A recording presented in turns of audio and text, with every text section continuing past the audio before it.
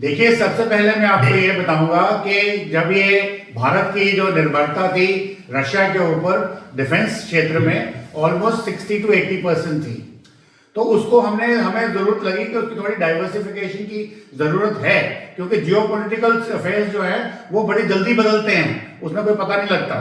तो इसके लिए हमने इजराइल की तरफ रुख किया, अमेरिका के साथ हमारे अच्छे संबंध बने, उस तरफ रुख किया। परंतु अब फिर सिचुएशन फिर बदली है। अब सिचुएशन ये है कि अमेरिका हमारे ऊपर एक अनड्यू दबाव डालने की कोशिश कर रहा है। अनड्यू दबाव में जैसे स्पेशली एग्रीकल्चरल सेक्टर में जो एक जीनोम या जेनेटिकली मॉडिफाइड जो फूड प्रोसेस है वो हमारे यहाँ डालना चाहता है, जो हमारे देश के लिए ठीक नहीं है, हमारे किसानों के हित में नहीं है। इसी तरह से कुछ और भी दो चार उनके जो क्षेत्र हैं जहां वो डालना चाहता है। तो अब हमें जरूरत है कि हम इसको वापस रशिया की तरफ मूव करें।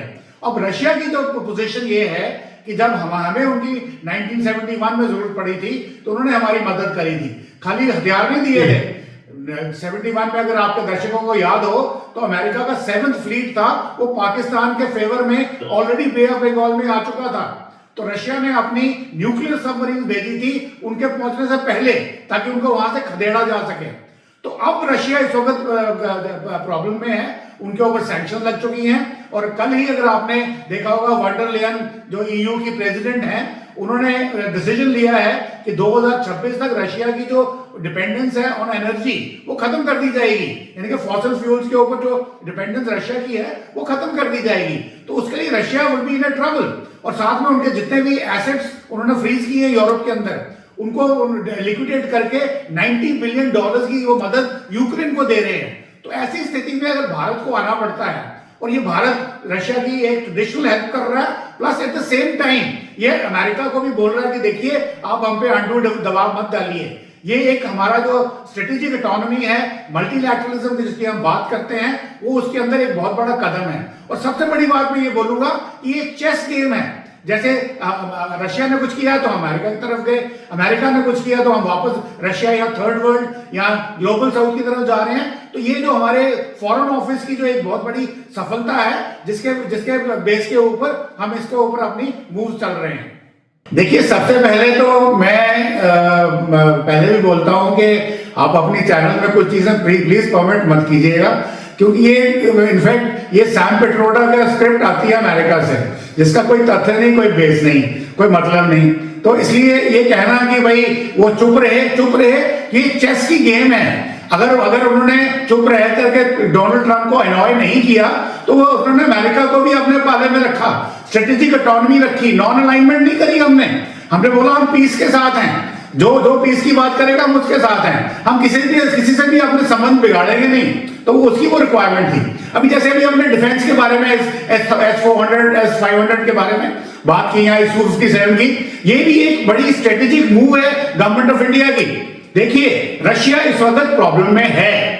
उसका जो मैंने बोला एनर्जी डिपेंडेंस जो यूरोप की है वो 2026 में उन्होंने बोल दिया खत्म करेंगे। उसके बाद रशिया कहां जाएगा? और रशिया आज हमें क्या ऑफर कर रहा है? रशिया बोल रहा है कि मैं आपको S-500 भी दूंगा, आपको Su-57 भी दूंगा और टेक्नोलॉजी ट्रांसफर के साथ दूंगा। भारत में बनेंगे वो सब।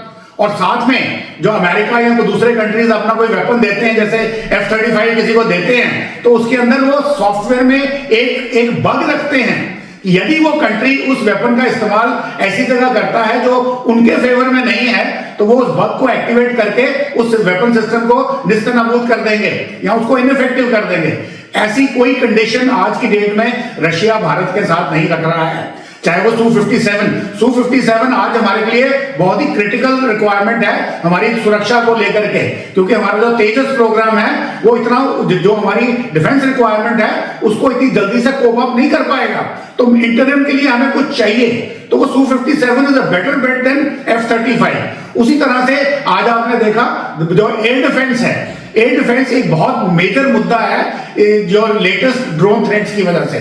तो वहां पे हमें S-400 या S-500 जो हमारे पास आ रहा है वो हमारी भारत की सुरक्षा के लिए बहुत ही इंपॉर्टेंट है और उसमें कोई बग नहीं होगा।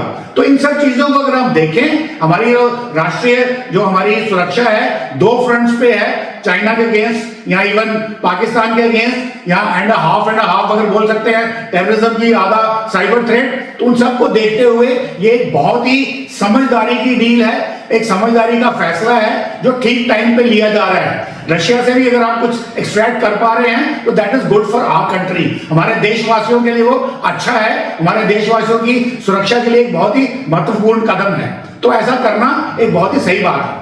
देखिए, मैं बिना किसी के नाम लिए या किसी पे कमेंट किए आपके सवाल का जवाब दूंगा, क्योंकि जिनको डेफिनेशन ही क्लियर नहीं है कि समर्थन का मतलब क्या होता है, तो उनके साथ मैं क्या बहस करूंगा। समर्थन का मतलब ये नहीं है कि वो सारे के सारे विश्व के लोग अपनी आर्मीज भेज देते आपके फेवर में कि पाकिस्तान के अगेंस्ट लड़िए। यहाँ अगर वो उन्होंने स्टेटमेंट्स दिए हैं, आपको फेवर किया है, दैट्स इट, इससे ज्यादा आप कुछ एक्सपेक्ट नहीं कर सकते।